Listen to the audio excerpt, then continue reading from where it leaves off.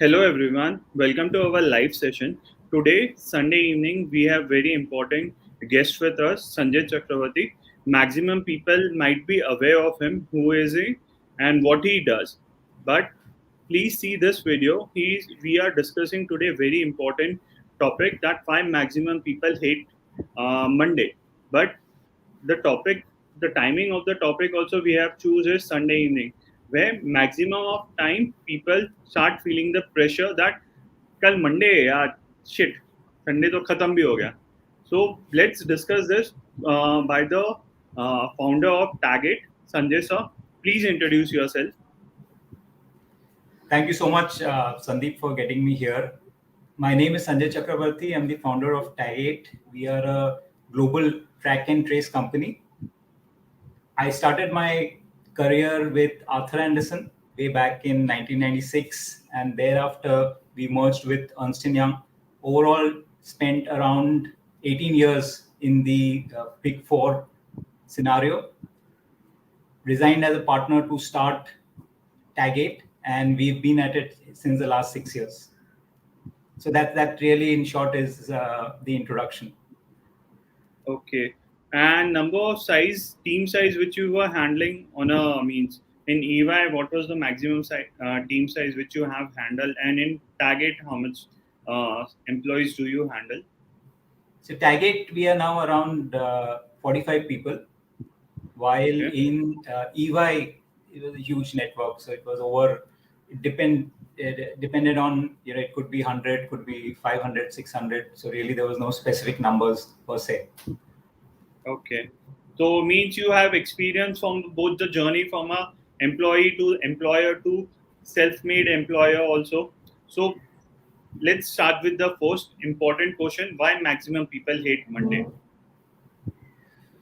Well, I would put it the other way around. I would be concerned if people do not hate Monday, because if you look at it from the other angle, you basically have spent Saturday, Sunday doing something not so interesting, and therefore you're finding Monday more interesting. So per se, it is, I think, very much needed that you get a good Saturday, Sunday break and then get into a Monday doing something that is your usual work, right? So I don't see it as a very big issue as to, everyone should. In fact, I would be worried the other way around. If somebody says that, okay, hey, I'm just super excited. Why? Because it's a Monday. Then either he's on a, rocket launcher mission, which would want him to be there on a Monday and he wants to get something done. I mean, 9 out of 10 times, right? Or it means that he's just spent the Saturday, Sunday doing nothing. Right, so it's a different way of looking at it. Okay. So means let's come to second question. How can you motivate employees to come on Monday? Means you said if if he's excited, then you are worried. So if he is not excited to come on Monday, what things you can do to make it exciting?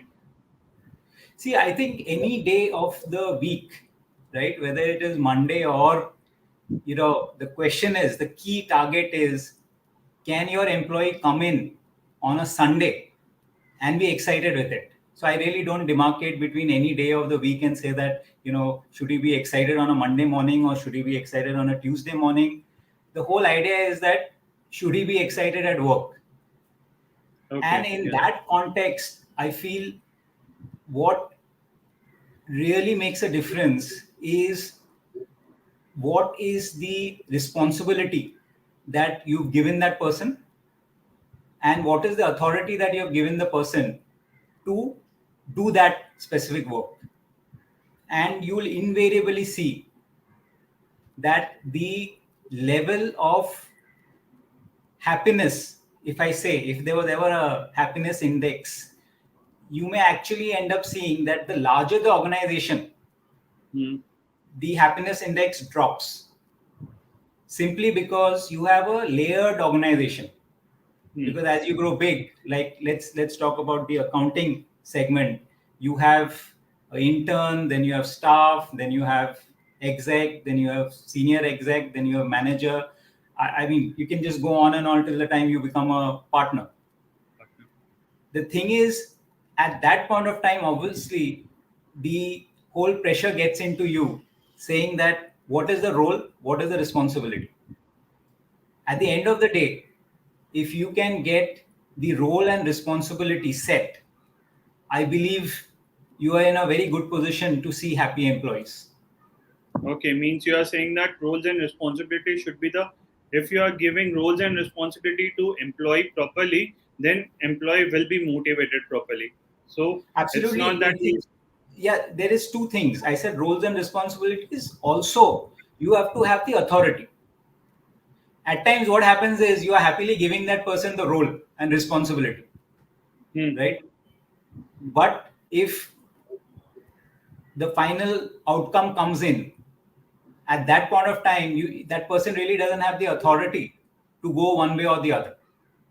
hmm, So it's like giving that person a good, responsible role, but not giving that person the ammunition to go out and get it done. hmm. So it is a combination, I would say, between roles and responsibility as well as the authority. Okay. Okay, perfect. Yeah, means he should be motivated not for just Monday, for all other 6 days or 5 days also working. Absolutely, absolutely. And at the end of the day, everybody, whether you like it or not, you want to feel empowered. You want to Hmm, feel in your own small domain. You want to come out saying that I have done this, I am responsible for this segment. So if you see, that's the reason there is maybe more excitement in a startup world, because hmm, we work in smaller teams and you have only two or three members in particular segment, whether it is finance, whether it is operations, whether it is technology, whether it is marketing. So each person is driven by the fact that they can directly see that where is their effort coming into play and what is that impact. okay. So nobody, to a great extent, like we don't even have to go into a whole long drawn evaluation process to tell someone whether that person is doing well or not, because the immediate impact of what you're doing is visible every single day. Hmm, Now you turn it around in a big organization, whether you like it or not, it becomes very difficult, especially at the initial years, to really judge what is your contribution to the entire thing. And that's wherein you set in. So you will see so many examples, and it's a bit to do with, also you will see high paying jobs at the end of the day are bigger corporates. When you have bigger corporates, you have no option but to have a layered organization. When you have a layered organization, your responsibility and authority, one of the hmm. two always gets, if not both. If both are getting hampered, then you have a problem. Hmm. But that typically creates an issue. Okay. Roles and responsibilities should be given to employees properly. Then only they will get motivated. Right. That's the point. Yeah. Thank you. Next question is whether work from home is a blessing or curse. I think it's a very individual thing. Like if personally, I would like working from office and any day, because I'm the sort of guy who, with my situation at home, I have two small kids, and I just like also leaving home every morning and returning home, whatever time it may be. Even if I've spent 4 hours in office, I feel happy that I have gone out, done something, and come back. But that is what is my thought process. Okay. Now there are few people from our team who travel for 2 hours one way, Hmm. and if they are effective sitting at home, Hmm. you're clearly doing a disservice to them by calling them to Got you. office. At the Yes. same time, it's a business. Hmm. So if those roles require significant collaboration, which is more effective sitting across the table, then you'll have to kind of do that. So frankly, it depends on, like in my team, there are people who've come in and said that, can we get to office? Let's open office and let's be in office, because that's where I can focus and do well. I'm also sure that there are a lot of people, especially those guys who are staying far away, they just want to be working from home, right? So I wouldn't say what it is. I feel that at the end of the day, the things may pan out wherein you'll have a hybrid model wherein companies will say, okay, work from home for 2 days, come to office for 3 days, or whichever way. Really, it will depend from organization to organization, and definitely depending on the work that you're doing. Okay, for me, work from home is a blessing because I can do serve multiple clients. So yeah. Sure. So fourth question is that how you're maintaining work-life balance while working from home in COVID situations. I think that's a tough one. That's That's why something we that, have chosen you for Sunday evening, sir. I mean, frankly, for an entrepreneur's life, there is really no Saturday, Sunday, right? Yeah. Having said that, it's not something, at least my personal experience has been, from an overall perspective, it's you're driven in a way that you are happy engaging in that, right? It's at times the other way around. At times you're waiting, saying that, oh, I wish we could have skipped this weekend and just completed it, because we're almost done with the thing. At the same time, you don't want the team to come in over the weekend, so you decide to do it on Monday. But you spend that whole weekend thinking about how do you close it, Hmm. right? So I Hmm. think it's the, again, as you said, as an entrepreneur, if I go back to my first point, you have like the role cut out for you and complete authority on what is required. So if I go back to your first question, at the end of the day, so long as, even for employees, you are somehow able to cut out that entrepreneurial mindset, they will start loving coming into office whenever. Okay. Okay. Um, how do you manage your Monday? Means I know Sunday many people don't work, so you plan your Sunday that what you have to do on Monday, or you start planning for Monday only for coming No, week when actually, you start planning. I prepare all my emails that I need to send for Monday. I send it on Sunday. Okay. It's dated the next day, so all the emails hit whoever it has to go to by 11 o'clock. So it kind of sets within that. But my entire week's to do, plus all emails that need to go from my end, is prepared, done, and dusted by Sunday evening. Okay. Which means that Monday morning, when I go in, people may be thinking I'm most efficient on a Monday morning, but that's not true. I actually work whenever I get time. So there's no time pressure on me to get it done first thing in the morning on Monday. I kind of just over Saturday, Sunday, whatever thoughts I have, if I have to think of something, a thought occurs to me, I immediately kind of put those things into action and ensure that it hits other people on Monday morning, and then the ball sets rolling. Okay. Again, So one thing I want to kind of emphasize that we I didn't maybe answer that question earlier in terms of the work life balance.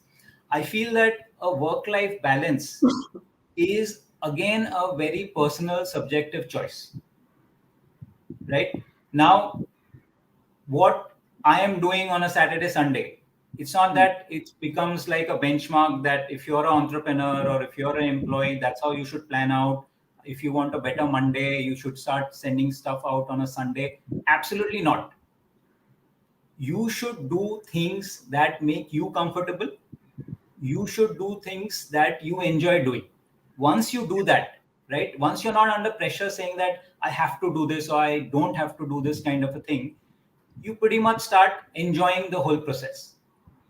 So it is critical at the end of the day that you decide for yourself. I'll give you an example. When I was in Anderson, it was pretty much a norm to work on Saturdays.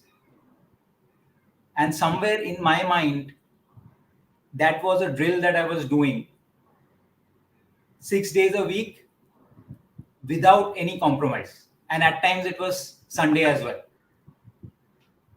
Now, once I became a manager, for some strange reason, I don't recollect what was the reason that I started doing that. I said, okay, I don't want to work on Saturdays. I just don't want to work on Saturdays. Initially, when my senior managers or partners came across that view, things were not very pleasant. The way I looked at it, I've just become a manager, and it's some time before I become a senior manager, so I was fine with it. But what I realized over a period of time, that the same seniors became okay to that concept. As far as I'm concerned, I became way more productive in those 5 days. I used to spend much longer hours on those 5 days, but I used to also work better, knowing very well that I have Saturday, Sundays off. Right? So, to a great extent, coming back to work-life balance, depending on which phase you're in life, say for example, you're up for partnership or you're up for managership, you may want to, let me put it the other way around. Say it's like a marathon. Even your work life is a marathon. In a marathon, you can't keep sprinting all the time. Yes. You need to listen to your body and see when you sprint, when you go slow, what do you do if there is a climb, what do you do if there is a slope. It's all there. Your body tells you what to do.